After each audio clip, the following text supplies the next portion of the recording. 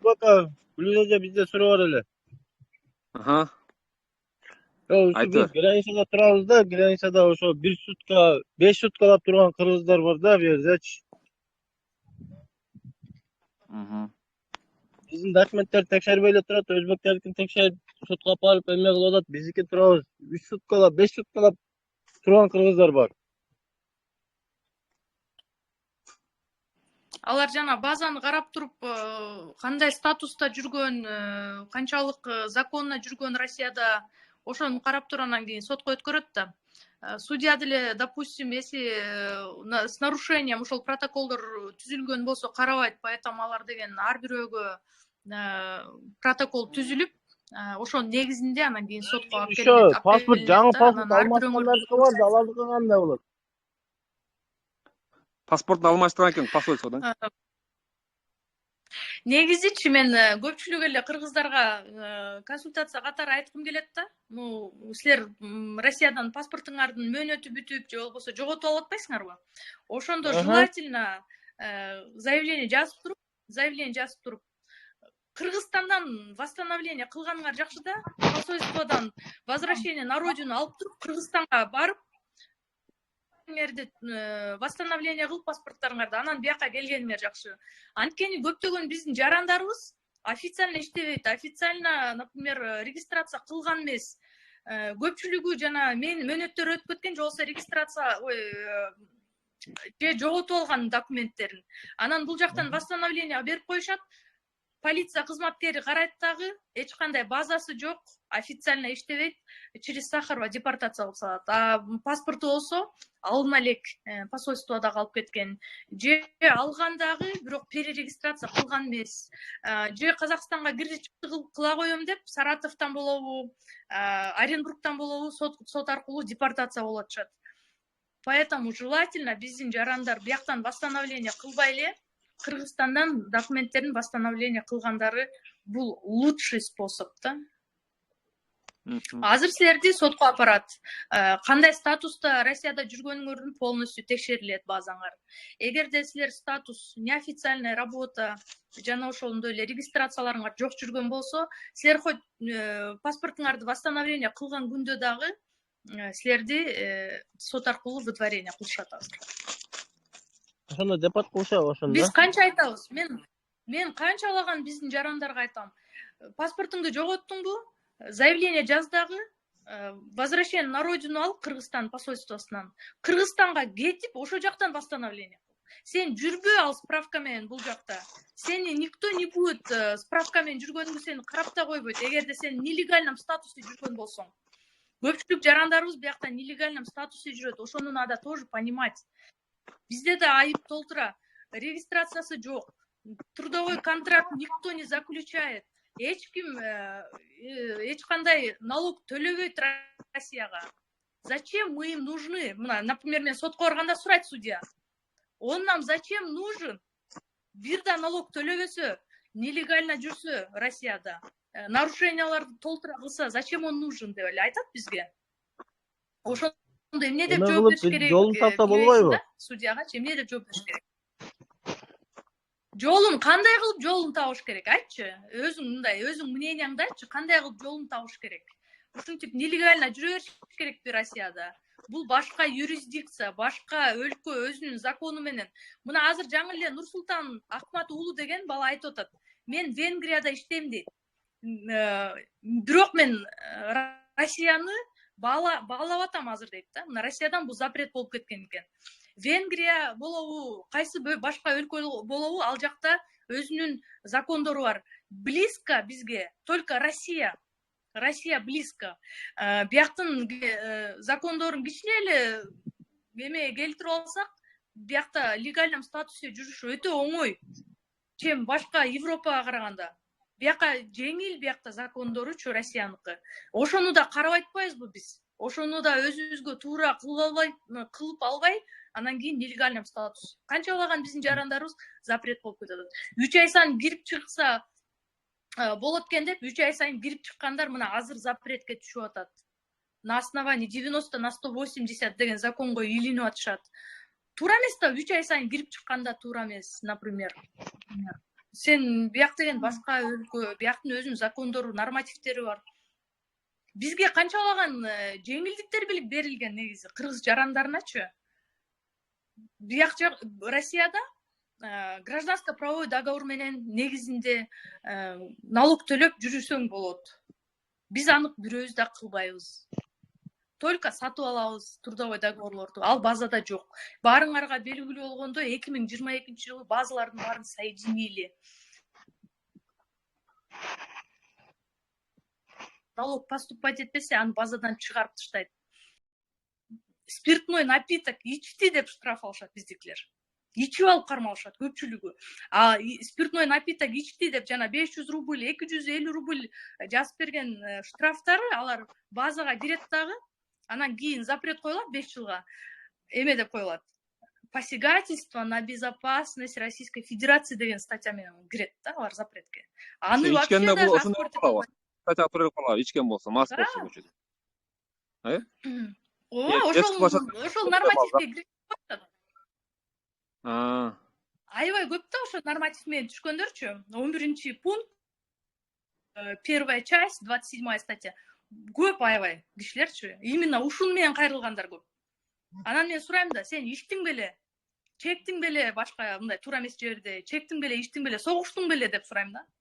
Анан ооба бир 2 жолу ичтим эле, паркта отурдум эле, анан 500 рубль жазган, мен аны сразу төлөгөм дешет. Ал сразу төлөйсүңбү, төлөбөйсүңбү? Сен за наличие штрафа, за наличие правонарушения кирип атасың да запретке. Вот это надо понимать. Анан сразу төлөгөм. Именно спиртной напиток ичип кармалган биздин жарандар ал запреттен чыкпайт, айтып коеюн. 5 жылга коюлат запреттери. И вообще аны оспорить кыйын. Вот недавно я, кстати, выиграла суд именно ушол норматив менен. Знаете, кандай серьезный статья менен, кандай гана чуркап выиграли. Эмелери бар экен, основаниялар.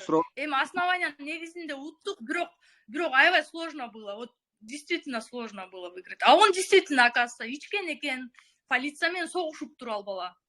Айтып атсак, сен ушинтирсиң десек, биз менен урушат да. Мен эми эч кимди өлтүргөн жокмун го. Менден жамандар деле жүрөт го.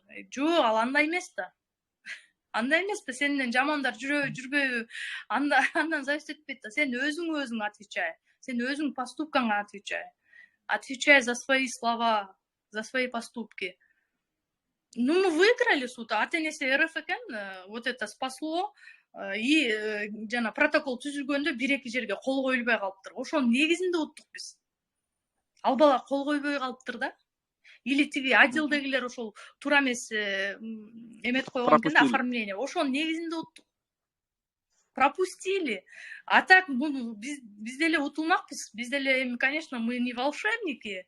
Биз деле стараемся, жана нормативдин баарын включать этип, воссоединение семьи, конвенция, ушуларды айтып жазабыз жогорку сотторго.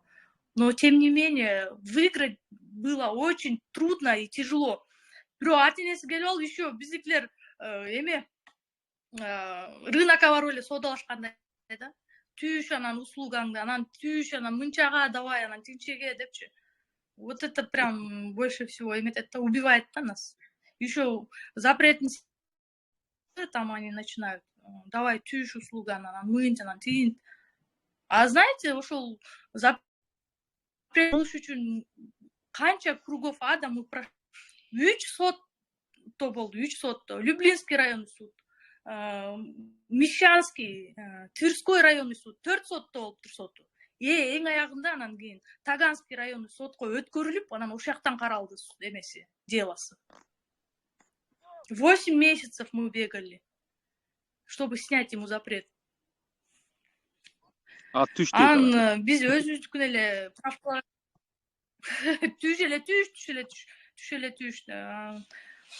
Эми кичине эме болуш керек да, бизде дагычы. Суроолор барбы? Должны понимать. Кимде суроо бар? Адам ушунча адам отурат, 20 чакты. Суроо жок. Суроолор бар болсо бергиле. Бар, жөн эле мен укканы киришкен окшойт. Мен урушканымды уккусу келгендер отурат окшойт. Менин суроом бар эле. Ассаламу алейкум. Ва алейкум салам. Алейкум. Чайсыз айтыр. ошо неме баягы Сахарова негизи бир жылда бир өтүш керекпи же мындай өмүр бойга беле бир жолу ошону билейин дедим да. Сахаров картасы дакта карта жана зеленый карта берип атпайбы, ал Ооба. бир эле жолу өтөсүңөр, өмүрүңөрдө бир эле жолу. Ал эми медицинский справкаларды жана ВИЧ, СПИД жана ооруларга карата, ошо жугуштуу ооруларга карата справканы жыл сайын жаңылап турасыңар. Каждый год өтөсүңөр. Это обязательном порядке. Срогу бүтүп атабы, барып өтөсүңөр. Срогу бүтүп атабы, барып өтөсүңөр. Это даже не обсуждается. Азыр ошо медкарта жок, дакта карта жокторго официальный письмо келип атат почталарына. Сен дакта карта жоксуң, 3 күн аралыгында Россиянын чыгып кет деген. Эгерде кармала турган болсо, кээ бир соттордо ошол негизинде депортация кылып атат 5 жылга. Поэтому, урматтуу мекендештер, обязательном порядке муну 1 ай ичинде өтүшүңөр керек. 1 ай, 3 ай эмес, 1 ай, билбейм, 3 айды ким айткан? 1 ай ичинде. Силер келдиңерби Россияга? 1 ай ичинде дакта карта алышыңар керек. 1 ай ичинде трудовой контракт түзүшүңөр керек и легальном статусе жүрүшүңөр керек. Эгерде 1 ай ичинде ошол нерсени кылган жоксуңарбы, кетишиңер керек Кыргызстанга. Эгерде 3 ай жүрдүңөрбү биякта, без трудового договора, без регистрации, 3 ай жүрдүңөрбү, силер 3 айга Россиядан чыгып кетишиңер керек. 90/180 деген закон азыр аябай актуально илинип атат биздин жарандарга. Каждый второй кирип атат ушул нормативке, запретке кирип атат. Түшүнүктүү. Рахмат. Да. Эч нерсе эмес. Россияга эркелеп алабыз анан тимели, өтсөм болобу, болбойбу, анан өткөн жокмун анан. 1 жыл болуп кетти деп. Не надо, антпеш керек. Это закон, мы не придумали. Мы это вообще не придумали. Бул норматив иштеп атат. Эми ар бир государство өзүнүн безопасностью үчүн закондорду придумать этет да.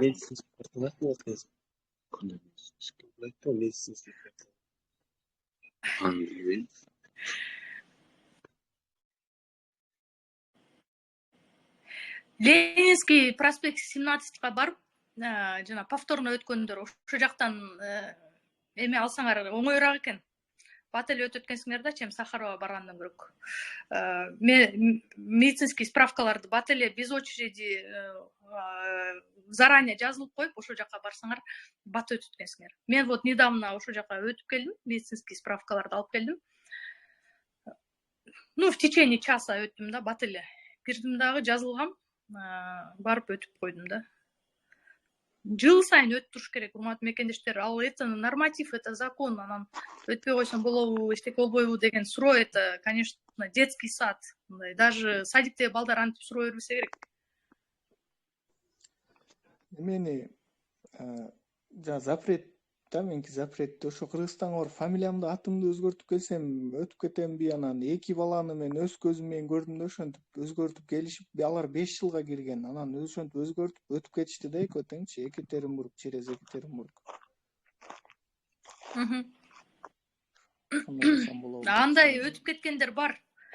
Бирок, конечно, биз деген мындай да кыргыздар эмени гана угабыз да, бул өтүп кетиптир, бул жакшынакай эле жүрөт, анан ушундай запреттерди алган болчу деп ушундай угабыз да. Азыркы маалда 7 бала СИЗОдо жатат. Именно фамилияларын менять этип кирип, 322 незаконное пересечение границы, будучи в запрете, будучи депортированным деген статья коюлуп, азыр уголовный иш ачылган аларгачы. Кармалып атат четинен, камалат, силер ойлоп атасыңар, это до поры до времени, база көрбөй калышы мүмкүн.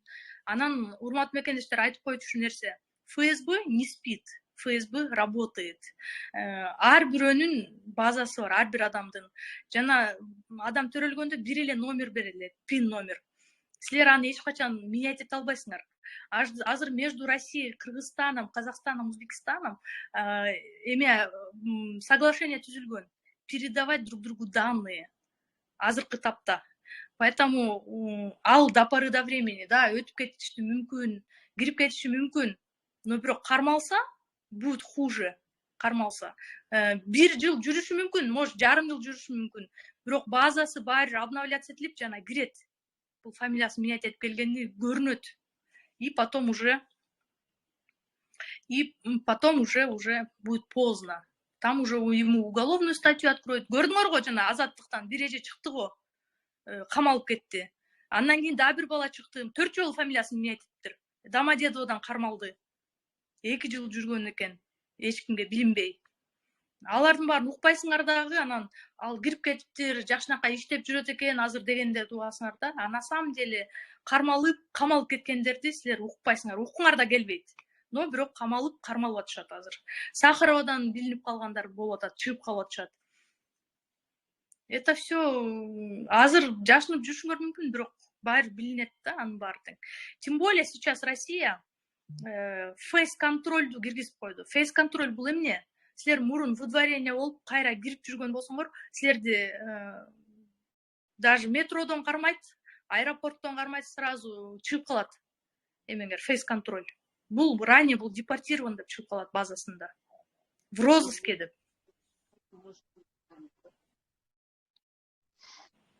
Угулбай Кийинки атат. суроо барбы? Кийинки суроо бар дагы? Болду, түшүндүм, рахмат. Түшүндүңөрбү? Минет этпегиле. Менде жеке суроо бар эле да, эми боюнча. Самозанятыдан кандай кылып алса болот эмелики договорду? Мисалы үчүн самозанято менен иштегенде через эмеликиндей банк аркылуу ачылган. А кандай Самозанятый. договор алса болот? Да, самозанятый, смотрите. Договор услуг деген бар го. Ошол договор услугтун негизинде деле самозанятый ачып иштесеңер болот. Договор услуг таксисттерге да берилет. Таксисттер да ошентип иштесе болот. Бирок ошо договор услугту силер алгандан кийин уведомлять этишиңер керек обязательно органды.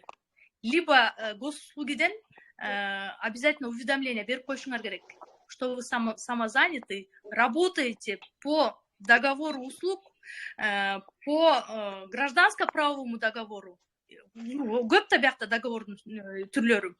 Ошонун негизинде мен самозанятый болуп налог төлөп атам деп. Обязательно. Ооба, сиз айткандай мен ошо самозанято кылып, эме кылып, частныйгачы ачкан болсом да налог төлөйм. Жок, эми мындай, кандай десем, договор алыш керек экен го, регистрацияны узарткангач, ошону кандай кылып алып каяктан ала алам? Мен мисалы үчүн азыр 3 айга границага чыгып келип, кайра 3 айлык регистрацияны бүткөндө 1 жылга узартыш керек болуп атат да. Кайрачы, ошону узартканда договор сурайт экен да, трудовой договор. А мен азыр ошол через банк аркылуу самозанятый ачып, ошого налог төлөп эме кылам да, иштейм. Мына кандай болот, ошону кандай жол менен алсам болот? Ошо силерде деген договор услуг бар го? Договор услуг берилген да силерге, чынбы? Вы же услуги оказываете, правильно? Ошо негизинде акча. Ошо договор услугту вы должны подтвердить уведомлением УВМГ о том, что вы работаете по трудовому договору как услуга, оказываете услуги. Бул негизи самозанятый, я вам скажу, это пилотный проект. Пилотный проект. Он не до конца доработанный. Конечно, лучше иметь трудовой договор или гражданско-правовой договор. Но самозанятый дагы ошо легализация кылсаңар болот. Именно договор услуга алсаңар дагы ошону обязательно УВМГ уведомление кылышыңар керек, что вы именно работаете по договору услуг. Биз граждане ЕАЭС, биз ошол нормативди колдонуп, ошону менен иштесек болот. Бирок это тоже надо дорабатывать. Кийинки суроо. Договор услуг менен жөнөтсөңөр, я вам скажу.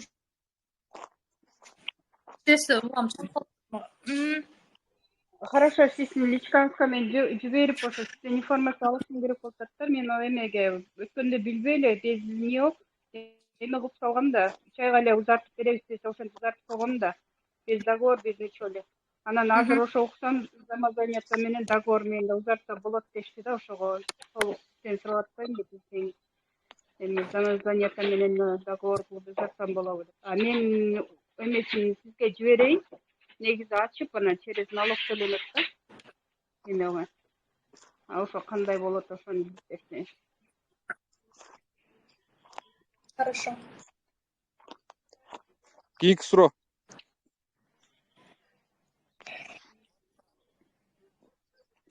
Суроо барбы дагы? Менин телефонум өчкөн Саламатсызбы? атат, урматтуу мекендештер. Айта бериңиз. Мына Качан тур? Нагрелся. медицинский справканы бир жылда бир которосуңар деп атпайсыңарбы? Кайсы метродон которобуз? Адресин айтып коелочу.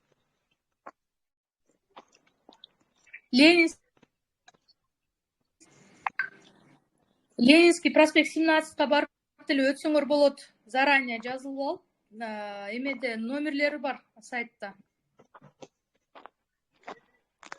Так, анда завершаем, да? Ушу менен, Ошо айтып аткан адрести группага да жазып кое аласызбы, если эмесе группага жазып койсоңуз көптөрүнчө Жазып коебуз азыр. жазып коебуз. Гүлзада, завершаем тогда, да? Эми өчүп атат. Да, давайте завершаем. Эми өчүп атат. Урматтуу мекендештер, Гүлза Акматсаевага ыраазычылык билдиребиз, рахмат айтабыз. Рахмат. Бизге ушунча убактысын бөлүп кеңеш берген үчүн эл кызматына бул запись сөзсүз YouTube каналга чыгат. Акча жерлери кыркылат. Полезный жерлерин чыгарабыз. Анан кийин Гүлза Акматсаевага запись болуу үчүн мен номер таштайм. Менин номерум аркылуу запись болосуздар. Живая консультация там через WhatsApp баардык немелерин жазам, кандай экен. И ушундай жумасына бир жолу, эки жолу биздин ушу Telegram каналда түз эфир кылып турабыз. Баарыңыздарга катышканыңарга рахмат. Сурооңуздарды Telegram каналга комментарий жазгыла. Макул. Аллах разы болсун. Сиздин ишиңизге ийгилик. Көп элдин алкышын кабыл эле, ушинтип бата менен көбөрүп жүрө бериңиз. Рахмат. Алла разы болсун. Рахмат. Рахмат.